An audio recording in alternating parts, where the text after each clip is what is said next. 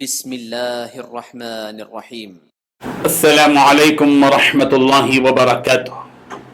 الحمد للہ وکفی وسلام علی عبادہ الذین اصطفی، اما بعد۔ حاضرین و ناظرین، یہ درس نمبر 1450 ہے اور آج سورۃ الفرقان کی دو آیتوں کی تلاوت و تشریح کی جائے گی، آیت نمبر 59 اور 60، 59 and 60۔ چلیے سب سے پہلے ہم ان دو آیتوں کی تلاوت کرتے ہیں، لفظی ترجمے اور ترجمے کے بعد تشریح کرتے ہیں۔ اعوذ باللہ من الشیطان الرجیم، بسم اللہ الرحمن الرحیم۔ الذی خلق السماوات والارض وما بینہما فی 6 ایام ثم استوى علی العرش الرحمن فاسأل به خبیرا وإذا قیل لهم اسجدوا للرحمن قالوا وما الرحمن أنسجد لما تأمرنا وزادهم نفورا۔ صدق اللہ العظیم۔ لفظی ترجمہ یوں ہے، الذی وہ ذات جس نے خلق السماوات آسمانوں کو پیدا کیا، والارض اور زمین کو، وما اور جو کچھ کے، بینہما ان کے دونوں کے درمیان ہے، فی 6 ایام 6 دنوں میں، ثم استوى پھر وہ مستوی ہوا، علی العرش عرش پر، الرحمن وہی رحمان ہے، فاسأل لہذا آپ پوچھ لیں بھی اس کی بابت خبیرہ کسی خبر رکھنے والے سے۔ وَإِذَا اور جب قیل کہا جاتا ہے لہو ان سے، اسجدوا للرحمن تم رحمان کو سجدہ کرو، قالوا تو وہ کہتے ہیں وما الرحمن اور کیا ہے رحمان، انسجد کیا ہم سجدہ کریں، لما اسے جس کی بابت تأمرنا تو ہمیں حکم دیتا ہے، وزادہم اور اس تبلیغ نے انہیں زیادہ کر دیا، نفورا نفرت میں۔ ترجمہ یوں ہے، جس نے آسمانوں اور زمین کو اور جو کچھ ان کے درمیان ہے 6 دن میں پیدا کیا، پھر عرش پر جا ٹھہرا، وہ جس کا نام رحمان یعنی بڑا مہربان ہے، تو اس کا حال کسی باخبر سے دریافت کر۔ اور جب ان کو فار سے کہا جاتا ہے کہ رحمان کو سجدہ کرو تو کہتے ہیں کہ رحمان کیا ہے، کیا جس کے لیے تم ہم سے کہتے ہو ہم اس کے آگے سجدہ کریں، اور اس سے بدکتے ہیں۔ ان دو آیتوں میں 5 باتیں بتائی گئی ہیں۔ پہلی بات، جس نے آسمانوں اور زمین کو اور جو کچھ کے ان کے درمیان میں ہے 6 دن میں پیدا کیا۔ دوسری بات، پھر عرش پر جا ٹھہرا۔ تیسری بات، جس کا نام رحمان یعنی بڑا مہربان ہے۔ چوتھی بات، اس رب الجلال کا حال کسی باخبر سے دریافت کر لو۔ پانچویں بات، جب ان کافروں سے کہا جاتا ہے کہ رحمان کو سجدہ کرو تو کہتے ہیں کہ رحمان کیا ہے جس کے بارے میں ہم تم سے کہتے ہیں کہ ہم اس کے آگے سجدہ کریں۔ بزرگان محترم، جو پروردگار اپنے بندوں کے گناہوں اور عیبوں سے باخبر ہے، اسی پروردگار نے آسمان و زمین کو اپنی قدرت و طاقت سے صرف 6 دن میں پیدا کیا، اور نہ صرف زمین و آسمان بلکہ ان دونوں کے درمیان موجود تمام چھوٹی بڑی جاندار و بے جان ساری ہی چیزوں کو پیدا کیا، اور وہ بھی صرف 6 دنوں میں پیدا کیا۔ ان ساری چیزوں کا وجود اللہ نے بخشا، یہی حقیقت اس آیت میں بیان کی جا رہی ہے۔ آسمان و زمین کی یہ پیدائش کوئی معمولی بات نہیں ہے، اس میں عقل مندوں کے لیے بڑی نشانیاں ہیں۔ سورہ آل عمران کی آیت نمبر 190 میں یہی حقیقت بتلائی گئی، ان فی خلق السماوات والارض واختلاف اللیل والنہار لآیات لأولی الالباب۔ آسمان و زمین کی پیدائش میں اور رات و دن کے ہیر پھیر میں یقیناً عقل مندوں کے لیے نشانیاں ہیں۔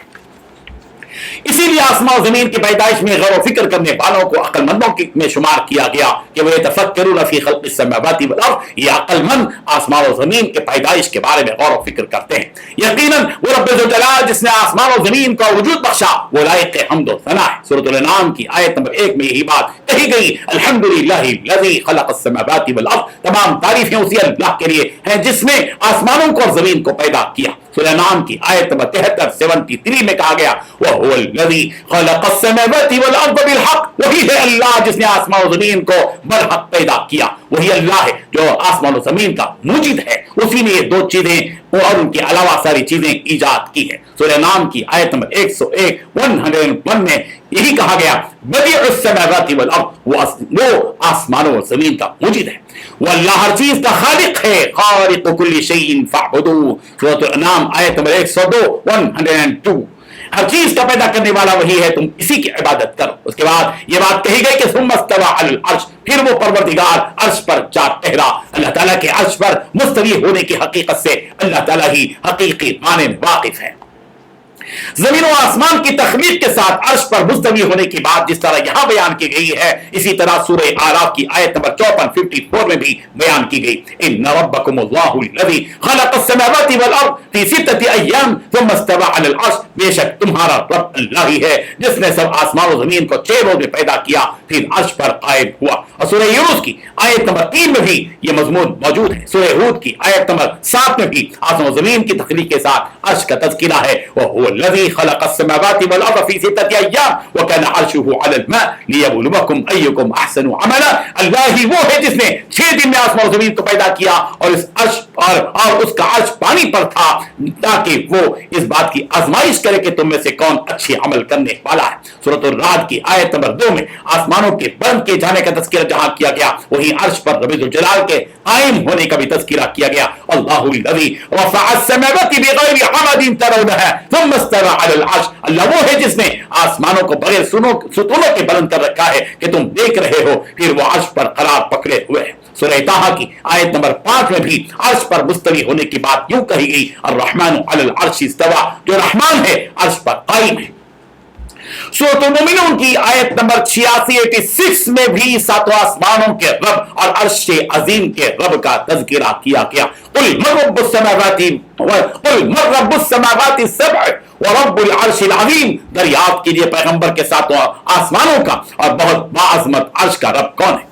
اس کے بعد مشرکوں اور کافروں کے بارے میں یہ بات کہی جا رہی ہے کہ جب ان مشرکین سے کہا جاتا ہے کہ تم اس رحمان کا سجدہ کرو تو وہ مشرکین یہ کہتے ہیں کہ رحمان کیا چیز ہے۔ مشرکین کا اس طرح کہنا دراصل ان کی جہالت اور ان کے عناد اور سرکشی کی وجہ سے۔ یہ مشرکین یہ کہتے ہیں کہ کیا ہم اسے سجدہ کریں جس کے لیے سجدہ کرنے کا تم ہمیں حکم دیتے ہو؟ پیغمبر جب بھی آپ انہیں رحمان کو سجدہ کرنے کی بات کہتے ہیں تو ان کی نفرتوں میں اضافہ ہو جاتا ہے اور بجائے قریب آنے کے یہ دور ہوتے چلے جاتے ہیں۔ اللہ تبارک و تعالیٰ ان آیاتوں سے ہم سب کو سبق حاصل کرنے کی توفیق عطا فرمائے۔